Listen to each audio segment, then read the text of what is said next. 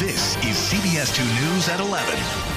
After more than a year of wrangling, the Chicago police consent decree forced by the killing of Laquan McDonald is now filed in federal court. Good morning, everyone. I'm Marissa Bailey. Aaron Kennedy has the day off. That decree means big changes at the Chicago Police Department. CBS 2's Mai Martinez joins us live from the newsroom with details of this agreement. Good morning, Mai. Good morning, Marissa. The consent decree will govern reforms in the Chicago Police Department, everything from use of force training to officer accountability. Just last week, the city and state announced that they had come to terms on the final sticking point, which was a requirement that officers report every time they point their firearm at a person.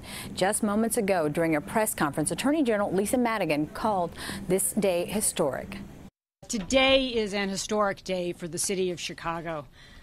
This morning, we have filed a proposed consent decree with the federal court that will lead to real and lasting reform of the Chicago Police Department.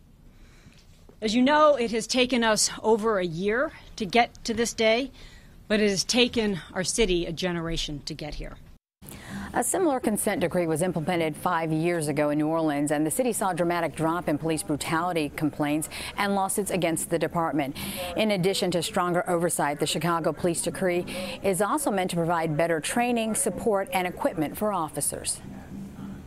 I want to be clear, the agreement we're submitting today is different and distinct from the approach of other cities in 3 areas. First, it reflects the recommendations of police officers, the rank and file that make up the police department, and the leadership of the police department. Their input was essential to this document. As I've said all along, and I want to repeat, the reform to be effective and to be lasting, it must be done with police, not to police. The president of the Fraternal Order of Police, the union which represents a majority of Chicago police officers, says the consent decree will make the job more dangerous for officers because they might hesitate to draw their firearms when necessary.